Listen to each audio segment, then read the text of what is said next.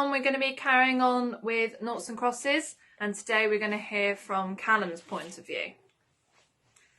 I live in a palace with golden walls and silver turrets and marble floors.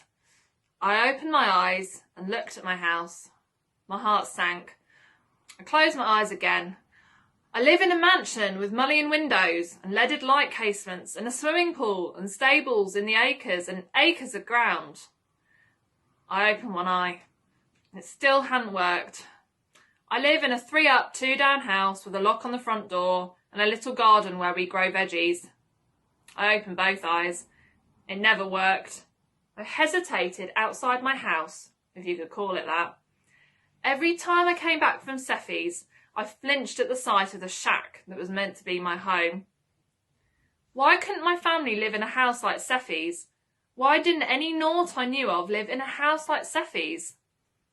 Looking at our run-down hovel, I could feel the usual burning, churning sensation begin to rise up inside me. My stomach tightened, my eyes began to narrow. So I forced myself to look away. Forced myself to look around at the oak and beech and chestnut trees that lined our street, lifting their branches up to the sky. I watched a solitary cloud slow dance above me, watched a sparrow dart and soar without a care in the world. Come on, you can do this. Do this, do this. I closed my eyes and took a deep breath. Steeling myself, I pushed open the front door and walked inside. Where have you been, Callum? I was worried sick. Mum launched in before I'd even closed the door behind me. There was no hall or passageway with rooms leading off it like in Sophie's house. As soon as you opened our front door, there was our living room with its 5th-hand threadbare nylon carpet and its 7th-hand cloth sofa. The only thing in the room that was worth a damn was the oaken table. Years before, Dad had cut it and shaped it and carved the dragon's leaf pattern into it, put it together and polished it himself.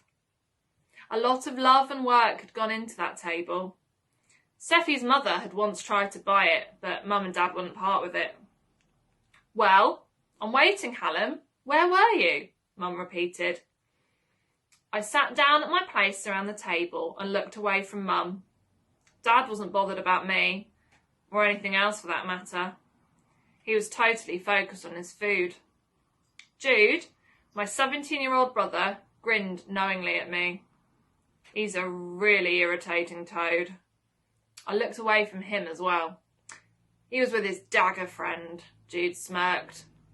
I scowled at him. What dagger friend? If you don't know what you're talking about, you should shut your mouth. Don't you call my best friend that. Say that again and I'll knock you flat. Jude could see what I was thinking because his smirk broadened. What should I call her then? Your dagger what? He never called them crosses. They were always daggers. Why don't you go and get stuffed? Callum, son, don't talk to your brother like... Dad didn't get any further. Callum, were you with her again? Mum's eyes took on a fierce, bitter gleam. No, Mum, I went for a walk, that's all. That had better be all. Mum banged down the dinner pan. Pasta sloshed over the sides and onto the table. Seconds later, Jude had whipped up the overspill and it was in his mouth. Astounded seconds ticked past as everyone at the table stared at Jude. He even had Lynette's attention, and that was saying something. Not much brought my sister out of her mysterious world. How come the only time you move faster than greased lightning is when food is involved? Mum said, her lips twisting somewhere between disgust and amusement. It's called incentive, Mum, Jude grinned. Amusement won. Mum started to laugh. I'll give you incentive, my lad. And for once I was grateful to Jude for drawing attention away from what I'd been doing all afternoon. I glanced around the table. Already Lynette was turning away, her head bowed as always, her attention on her lap as always. Hi, Linny. I spoke softly to my big sister. She looked up and gave me the briefest of smiles before returning her gaze to her lap.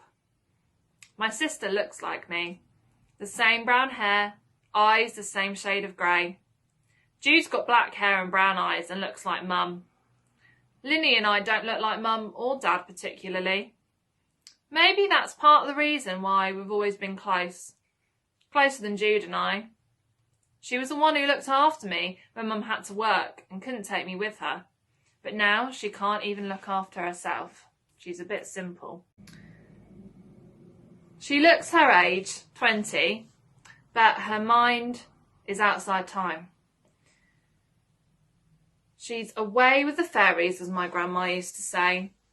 She wasn't always that way. 3 years ago, something happened which changed her. An accident. And just like that, the sister I knew was gone. Now, she doesn't go out, doesn't talk much, doesn't think much as far as I can tell. She just is. She stays lost in the middle of her own world somewhere. We can't get in, and she doesn't come out. Not often anyway, and certainly not for any length of time. But her mind takes her to somewhere kind, I think, to judge by the peaceful, serene look on her face most of the time. Sometimes I wondered if it was worth losing your marbles to find that kind of peace. Sometimes I envied her. So, where have you been all this time? Mum resumed her previous conversation. And I thought I'd got away with it. I should have guessed that Mum wouldn't let the matter rest. Once she gets a B in her knickers. Just walking, I told you. Mum's eyes narrowed, but she turned around and headed back to the cooker for the mince. I breathed an outward sigh of relief. Mum was obviously tired because for once she'd chosen to believe me. Lynette gave me one of her secret smiles. She turned to spoon pasta onto her plate as Mum returned with the pan of mince. "Ready for school tomorrow, Callum?" Dad said warmly, seemingly oblivious to the instant tension rising up around the table like razor wire. "Ready as I'll ever be, Dad," I muttered, pouring myself a glass of milk from the dinner jug so that I wouldn't have to look at anyone. "It'll be tough, son, but at least it's a start. My son is going to Heathcroft High School. Imagine that." Dad took a deep breath, his chest actually puffing up with pride as he smiled at me. "I still think he's making a big mistake," Mum sniffed. "Well, I don't." Dad's smile vanished as he turned to Mum. "He doesn't need to go to their schools. We Noughts should have our own schools with the same opportunities that the Crosses enjoy," Mum retorted. "We don't need to mix with them." "What's wrong with mixing?" I asked, surprised. "It doesn't work," Mum replied at once. "As long as the schools are run by Crosses, we'll always be treated as second-class, second-best nothings. We should look after and educate our own, not wait for the Crosses to do it for us." "You never used to believe that," said Dad. "I'm not as naive as I used to be, if that's what you mean," Mum replied. I opened my mouth to speak, but the words wouldn't come. They were just a jumble in my head. If a Cross had said that to me, I'd be accusing them of all sorts. It seemed to me we'd practiced segregation for centuries now, and that hadn't worked either. What would satisfy all the Noughts and the Crosses who felt the same as Mum? Separate countries, separate planets? How far away was far enough? What was it about the differences in others that scared some people so much? "Meggie, if our boy is going to get anywhere in this life, he has to go to their schools and learn to play the game by their rules. He just has to be better at it, that's all." "That's all? Don't you want something more for your son than we ever had?" Dad asked, annoyed. "How can you ask me that if you think—" "I'm sure everything will be fine, Mum. Don't worry," I interrupted. Mum clamped her lips together, her expression thunderous. She stood up and went over to the fridge. I could tell from the way she took out the water bottle and slammed the fridge door shut that she wasn't happy. My going to school was the only thing I'd ever heard my parents argue about. Mum twisted the top off the bottle and tipped it so that it was directly over the yellow-painted pottery jug she'd made a few weeks back. Water gushed out, rising up in the jug to slosh over the sides and down onto the work surface, but she didn't alter the angle of the bottle. "You'll soon think you're too good for us," Jude punched me on the arm for good measure. "Just don't go getting too big for your boots." "Of course he won't. And you'll be on your best behaviour at Heathcroft, won't you? Dad beamed. You'll be representing all of us Noughts at the school. Why did I have to represent all Noughts? Why couldn't I just represent myself? You must show them that they're wrong about us. Show them we're just as good as they are, Dad continued. He doesn't need to go to their stuck-up school to show them that. Mum came back to the table, slamming the water jug down on the plastic tablecloth. Milk and water, water and milk. That was all we ever had with our dinner, unless we were extra short of money, in which case it was just water. I lifted my glass of milk to my mouth and closed my eyes. I could almost smell the orange juice Sophie's family nearly always had at their dinner table. Chardonnay for her mother, and a claret for her dad, and a choice of fizzy water, fruit juice, usually orange, and or fizzy ginger beer for Sophie and her sister Minerva. No bottled tap water for them. I remembered years ago when Sophie had snuck me my first taste of orange juice. It was icy cold and so sweet, and I held each sip in my mouth until it became warm because I was so loath to swallow. I wanted the orange juice to last, but of course it hadn't. Sophie snuck me orange juice as often as she could after that. She couldn't understand why I loved it so much. I think she still can't. I took a sip of my drink. My juice had too obviously passed through her cow first. I guess I didn't have enough imagination to turn milk into orange juice. He'll soon be as stuck up as them. Jude prodded me in the same place where he'd just punched me, turning his finger this way and that to make sure that it really hurt. I put down my glass and glared at Jude. Come on then, Jude whispered, for my ears only. I carefully placed my hands on my lap, my fingers interlocked. What's the matter? Am I embarrassing you? Jude teased maliciously. Beneath the table, my fingertips were beginning to go numb. I was pressing them together so hard. Ever since I'd passed the exam and got into Heathcroft, Jude had become totally unbearable. He spent every waking moment trying to goad me into hitting out at him. So far I'd managed to resist the intense temptation, but only just. I had sense enough to know that if Jude and I got into a fight, he'd wipe the floor with me. I hated it here so much. To get away, far away. Even if I couldn't get up and physically leave the table, I had to get out of here before I exploded.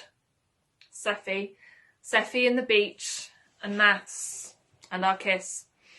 As smart as I remembered her insisting that I wipe my mouth before our first kiss, she did make me laugh. That's right, Callum. Just drift away, out of the house, back to the beach, back to Sophie. She did make me laugh. You're not listening to a single word, are you? Mum's rasp cut through my reverie. I was listening, I denied. What did I just say then? My new uniform is over my chair, and I'm to get up extra early and have a wash before putting them on. My writing books are in the school bag under my bed, I repeated. You heard me. That doesn't mean you were listening, Mum replied. I smiled. What's the difference? My reaction, Mum said at once. Smiling reluctantly, she sat down.